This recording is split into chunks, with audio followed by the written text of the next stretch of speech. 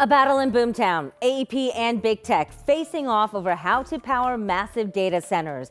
But it's much more than that to the people who live nearby. Plus, the city of Columbus has a sewer overflow problem, and this 3.5-mile tunnel is the solution. I'm Kevin Landers. That story coming up. And a bold new bike plan for the city of Columbus. Could this be the future of commuting in the state capital? This show is 10 TV's commitment to covering Central Ohio's rapid growth and how it affects everyone. So here's what we uncovered this week in Boomtown.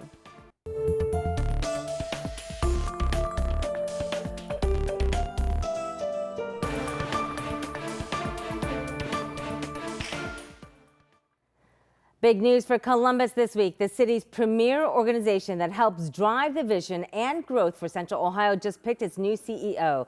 Jason Hall is set to lead the Columbus Partnership.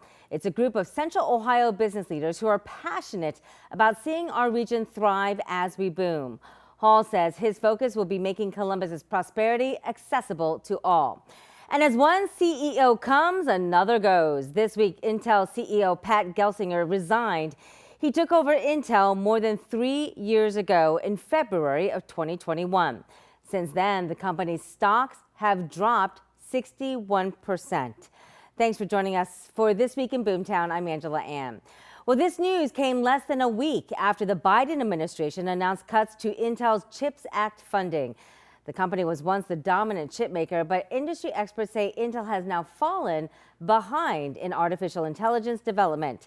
10 TV spoke with Gelsinger when Intel first broke ground in 2022 about its chip factories in Licking County. At that time, Gelsinger said the CHIPS Act is a, quote, seminal piece of legislation.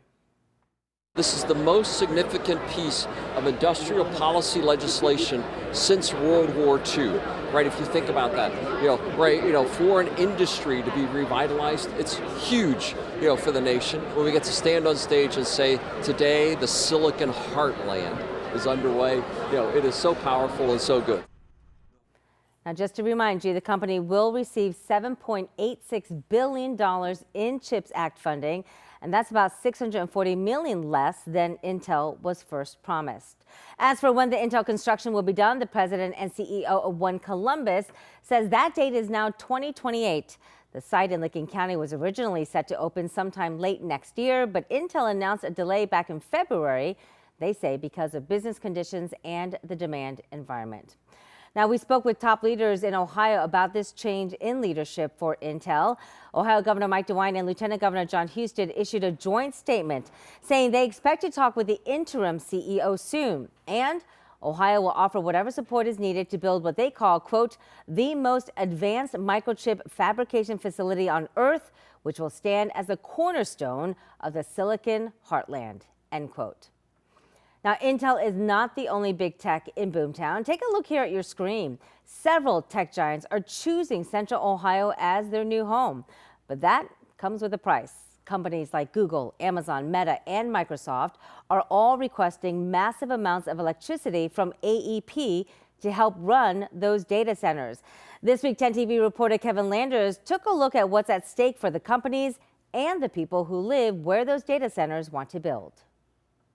Amazon, which plans to transform this empty farm field into a data center, along with other data center giants, are pushing back against the plan by AEP to hold them accountable for the energy they use. Meanwhile, those who live across the street from the project are worried about how this will change their quality of life. Amy Hale doesn't have to look far to see what's coming outside her front door. Yep. That empty field to the right of her home will be Amazon's new $2 billion data center. We were bummed when we first heard the news, honestly. We like the peace and quiet out here. Delaware County isn't alone in the data center boom. Companies like Google, Meta, Microsoft, and Walmart are adding data centers in Central Ohio. Those who live near them want people to know they're not pleased. I appreciate you getting our side of the story, because the first time, people that don't live out in the country aren't really affected too much, I think. So it's nice that you came out here at the farmland to see, what's your view on it? On behalf of Microsoft Corporation. Today, some of the most powerful law firms in Columbus, representing some of the biggest companies in the world, began to make their case against AEP's plan to require data centers to pay 85% of the energy they plan to use for the next 12 years. They want all energy users to share the cost, not just data centers. AEP's Vice President of Transmission explained why data centers need to pay more for the huge demand they're asking for. Central Ohio is where we are seeing significant growth that is driving significant transmission constraints, which if not addressed, they will impact the broader stability and reliability of the entire grid. AEP says this isn't about a rate increase for homeowners, but to address massive energy demand. This over here is sold. As for Amy Hale, the power lines across from her home foretell what's coming. And while she says she has no plans to move, she's preparing for her quiet corner of Delaware County to change forever when the construction of Amazon's data center begins. What is your biggest worry?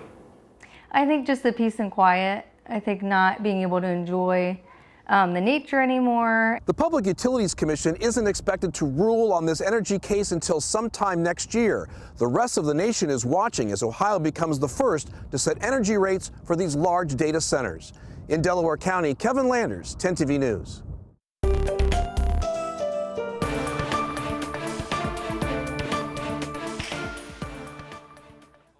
Well, helping people find ways to get around town is one critical piece of any booming city. Columbus Council this week presented the new Bike Plus plan draft. The goal is to put a bikeway every half mile around the city and every quarter mile downtown. So here's a first look at that new draft. Those lines that you see in this map represent all those new bikeways. This is Columbus's plan to decrease traffic on the roads with more bike lanes, also trails and crosswalks. The goal is to make sure the city's growing population can get around without cars. The plan includes miles of on-street bikeways, also urban trails, greenways, and shared use paths. Altogether, it calls for 487 miles of new bikeways, and that's about a 200% increase from what the city has right now. City leaders say it's important to have a plan where people can move around more smoothly and safely. Having an adopted plan in place is critical to inform not only our internal decision-making process at Department of Public Service, but also in going after grant dollars. Just an hour ago, we were awarded another grant because of an adopted plan or getting ready to have an adopted plan in place. So if Columbus Council adopts this Bike Plus plan by the end of the year, the work will begin in phases over the next several years. We do have a post of this entire draft on 10tv.com/featured links. Well, from the ground to the sky, this week airport officials tell us they are making more changes as they prepare for a new terminal. Moving forward now, the blue shuttle lot, many of you might park there, will close to make way for the expansion of the red lot. Officials at the Columbus Regional Airport Authority say this move will give them the ability to add more than 2,500 new parking spots. Here's why this is needed. We are expecting millions more passengers to fly through John Glenn Columbus International Airport as this region booms. Take a look at your screen. These are renderings of the current $2 billion expansion project. Looks pretty nice. Along with the new terminal, you'll see 3 new concourses and 7 additional gates, as well as a larger security entrance to help cut down on those long security lines. We don't want to make sure that we're building it just for the next 5 years. We want to make sure that this terminal is built for the next 20 plus years. It'll be a while, though, before you get to fly through that new terminal. It's set to open by 2029, but when it does, this new terminal is expected to hold up to 13 million passengers every year.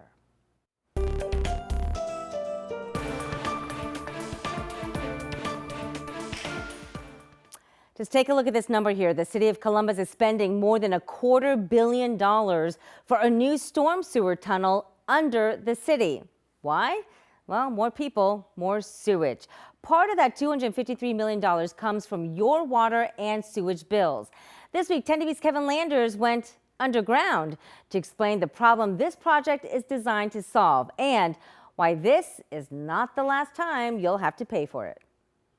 3 miles from downtown Columbus, beneath the bustling streets, a colossal engineering marvel is taking shape. From the 10 TV drone, it looks like a wormhole from a sci-fi movie. This is the Lower Olentangy Tunnel. To get to the bottom, we descended by crane 80 feet below the city.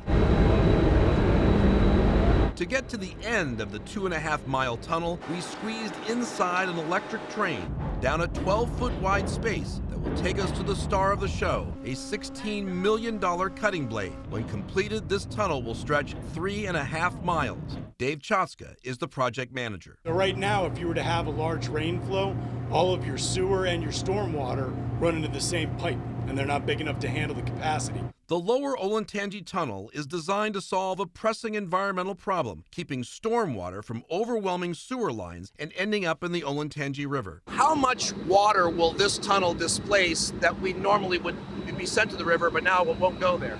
On a typical year, about 140 million gallons of wastewater that won't go to the rivers. This consent order by the Ohio EPA found the city of Columbus in violation of water pollution laws in the state of Ohio.